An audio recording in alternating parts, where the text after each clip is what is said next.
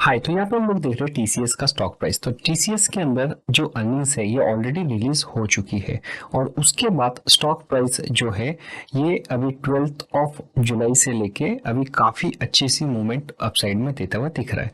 तो यहाँ पे ये जो इंडिकेटर है मूविंग एवरेज क्रॉसओवर का, तो यहाँ इस बेसिस के ऊपर भी बाय सिग्नल ऑलरेडी जनरेट हो चुका है। और स्टॉक जिस तरीके से गया है देखिए कि यहाँ पे स्टॉक पहले ऊपर गया, अपने एक हाई टच किया 4232 के पास तक, वहां तक गया और उसके बाद फिर कंसोलिडेट हुआ 1 या 2 दिन के लिए। तो there is a very high expectation कि ये स्टॉक फिर से ऊपर जाता हुआ दिख सकता है आगे आने वाले टाइम पीरियड के अंदर। अच्छा चलिए हम लोग यहाँ पे अर्निंग्स भी देख लेते हैं और उसी के साथ एक ऑप्शन की स्ट्रेटेजीज भी देख लेते हैं। तो यहाँ पे जो पॉजिटिव चीजें थी अर्निंग्स के अंदर ये कुछ इस तरीके से थी। तो जल्दी जल्दी हम लोग एक ओवरव्यू कर लेते हैं, मतलब आपको समझ में आए कि एग्जैक्टली हुआ क्या है। तो यहाँ पे मैनेजमेंट एक्सपेक्टेशन जो है कि FY25 का रेवेन्यू ग्रोथ ये जो है ये FY24 से बेटर है। तो जो पॉजिटिव चीजें, healthy deal pipeline and stock order book to provide future growth visibility, जो काफी बढ़िया है। Increasing AI projects and gen AI pipeline double to $1.5 billion in Q1 FY25। तो ये जो यहाँ पे जून 2024 में जो क्वार्टर खत्म हुआ है ये डबल हो चुका है ये वाले सेगमेंट से। तो और आगे आने वाले टाइम पीरियड में भी इसमें से एक्सपेक्टेशन है कि काफी बढ़िया ग्रोथ दिख सकता है। इसी के साथ कंपनी बोलती है कि expectation of margin clawback in the remaining 3 quarters of FY25, जो एक पॉजिटिव चीज है। Positive growth momentum in verticals like manufacturing, energy, utilities, and healthcare.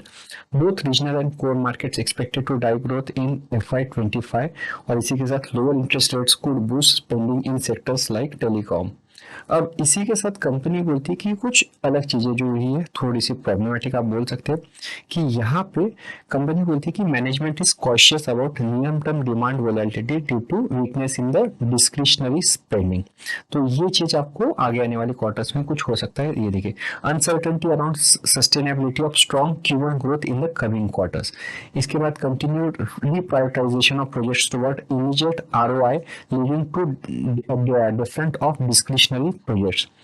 Ongoing macro uncertainty and volatile market conditions और इसी के साथ कम्युनिकेशन सेक्टर्स में continue to see muted spending in the near term.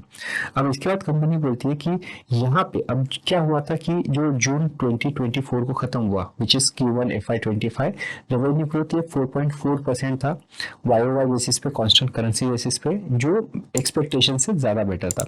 EBIT margin ये 24.7% थी, better थी despite wage hike. Broad based growth with almost all verticals reporting sequential growth, जो काफी पॉजिटिव चीज है। और इसी के साथ strong performance in UK, India and Middle East market. Company बोलती है कि net employee addition turn positive after 3 quarters of decline. ये काफी ज्यादा इंपॉर्टेंट है, कभी भी याद रखना आईटी कंपनीज के लिए जो यहाँ पे attrition rate, new employee addition और ये जो सारी चीजें हैं एम्प्लॉय रिलेटेड, क्योंकि ये इंडिकेट करता है, ये फॉरवर्ड लुकिंग वाली जो चीजें है कि भाई ये इंडिकेट करता है कि इनके पास आगे आने वाले टाइम पीरियड में और प्रोजेक्ट्स आएंगे और ये जो न्यू एम्प्लॉयज है ये वहाँ पे काम करेंगे। तो ये पॉजिटिव चीज भी। LTM attrition rate decrease to, यहाँ पे last 12 months attrition rate decrease to 12.1% and 11 quarter low, जो बहुत बढ़िया है। जितना एट्रिशन कम वो और ज्यादा। Over 270 AI and gen AI engagements deployed और इन प्रोग्रेस, जो काफी बढ़िया है। सब contractor cost decline to 4% of sales, lowest in 5 years। अब इसके अंदर फिर कुछ जो परेशानी वाली चीज है ये हम देख लेंगे। Total contract value moderated to $8.3 billion, जो down from 13.2 in Q4 FY24, मतलब जो मार्च क्वार्टर में जो हुआ था उससे यहाँ पे जून क्वार्टर में जो हुआ उससे कम हुआ, 8.3 हुआ है, जो उसके पहले यहाँ पे $13.2 बिलियन का था। तो weak cash conversion 67% of operating cash flow versus divided by EBITDA in Q1 FY25। Continued weakness in North America and continental European markets, decline in communication and media vertical, increase in third party expenses mainly due to BSNL डील, some clients ramping down or re-evaluating programs at short notice, और last pricing remain stable limiting potential for price led margin expansion. तो चलिए इसी के साथ हम लोग ये भी देख लेते हैं कि यहाँ पे ऑप्शन की स्ट्रेटेजी क्या हो सकती है।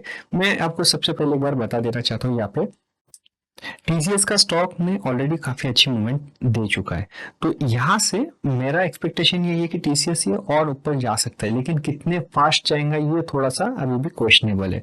लेकिन नीचे आने के चांसेस कम है। कभी भी कंपनी अच्छा अर्निंग्स देती है और टीसीएस जैसा बड़ा कंपनी जब भी अर्निंग की अनाउंसमेंट करता है तो ऐसे टाइम में वो बहुत जल्दी नीचे नहीं आ सकता है, क्योंकि अगर नीचे भी आ जाता है तो स्टॉक अगेन वहां पे बाइंग आ जाती है और उसकी वजह से स्टॉक फिर से ऊपर आ जाता है। तो इसीलिए यहाँ पे ऑप्शन की स्ट्रेटेजी थोड़ी सी रिलेवेंट होगी। अगर आपको स्टॉक में भी करना है तो आप यहाँ पे स्टॉक भी एक्वायर करके एक स्टॉप लॉस के साथ काम कर सकते हैं। अभी यहाँ पे ऑप्शन की स्ट्रेटेजी कुछ इस तरीके से, यहाँ पे हम लोग क्या कर रहे हैं, हम लोग यहाँ पे बेच रहे हैं 4000 का पुट ऑप्शन और 3900 का पुट ऑप्शन ये बाय कर रहे हैं। तो यहाँ पे जो 4000 का पुट ऑप्शन है, ये जो 4000 है मतलब यहाँ पे जैसी अर्निंग्स की अनाउंसमेंट थी उसके पहले जो था, ठीक है, तो 4000 के आसपास स्टॉक वैसे भी ट्रेड कर रहा था। तो इसके नीचे जाना अभी थोड़ा सा डिफिकल्ट है क्योंकि चीजें कुछ बदल गई है। तो हम लोगों ने वहां पे पुट ऑप्शन यहाँ पे सेल कर चुके हैं और इसी के साथ उसको हेज करने के लिए 100 रुपीज डाउन का पुट ऑप्शन परचेज किए। इसके बाद हम लोगों ने 10% अप मतलब 4400 का कॉल ऑप्शन यहाँ पे बेचा है और उसी के साथ उसे हेज किया है 4500 के कॉल ऑप्शन के साथ। मोस्ट इंपॉर्टेंटली याद रख लीजिए ये जो एक्सपायरी है ये 29 अगस्त की एक्सपायरी, मतलब अगस्त मंथ वाला हम लोग देख रहे हैं ना कि जुलाई मंथ का, क्योंकि यहाँ पे जुलाई मंथ का मैंने करके देखा तो कुछ बहुत ज्यादा पैसा दिख नहीं रहा है। इस पूरी स्ट्रेटेजी के लिए जो फंड्स का रिक्वायरमेंट है वो ऑलमोस्ट 77,000 का है। तो आप ये समझ लीजिए कि हम लोगों को यहाँ पे 80,000 के पास में अगर हम लोग रख देते हैं तो एक हेज स्ट्रेटेजी यहाँ पे बनती है। मैक्स प्रॉफिट पोटेंशियल इसका 56-53 है, विच इज 9% ऑफ जो भी 77,000 आपके ब्लॉक होंगे। तो इतना तो हम लोग करेंगे नहीं, 5% का आपका जिस दिन बन जाता है टाइम वैल्यू आपको मिल जाता है, आप वहाँ पे पोजीशन क्लोज कर देते हो। मैक्स लॉस इस पूरी स्ट्रेटेजी में ये 11,848 की है। ब्रेक इवन जो है कि यहाँ से याद रख लीजिए स्टॉक को 5% गिरना जब चालू होगा तब जाके आपको लॉस होना शुरुआत होगी, और अपसाइड में जब स्टॉक 6% के ऊपर जाएगा अभी के लेवल से तब आपको लॉस होना चालू होगा। तो ऐसा स्टॉक जो अच्छी अर्निंग्स के बाद यहाँ पे ऑलरेडी ऊपर है तो वहां से यहाँ से 5% गिरना थोड़ा सा मुश्किल हो सकता है। ये नेवर नो, मार्केट कंडीशन बहुत ज्यादा खराब हुई तो गिर भी सकता है, लेकिन पॉसिबिलिटीज कम है। तो इसीलिए ये सारा हेज में काम किया हुआ, क्योंकि मैक्स लॉस तो हम लोगों को पता है कि कैसा किस तरीके से रहता है, और अगर स्टॉक नीचे भी गिर जाए तो हाई चांस है कि वो जो सोल्ड मतलब जो सेलिंग है वो वापस से बाय हो जाता है। तो उसकी वजह से मार्केट में यहाँ पे स्टॉक फिर से अगर ऊपर आ जाता है तो आपकी स्ट्रेटेजी फिर से यहाँ पे पॉजिटिव आ जाती है। हम लोग यहाँ पे याद रख लीजिए 9% के लिए काम नहीं कर रहे, हम लोग यहाँ पे 5% के लिए काम कर रहे। तो आप ऐसा समझ लीजिए इसका जब भी आधा हो जाता है, यहाँ पे ये 5600 है तो इसका अगर आधा भी हो जाता है तो आप आधे प्रॉफिट में 4 या 5% की गेन के ऊपर यहाँ पे पोजिशन क्लोज कर देंगे। और इसका पे ऑफ डायग्राम कुछ इस तरीके से यहाँ पे दिखेगा आपको कि जिस तरीके से यहाँ पे बना है।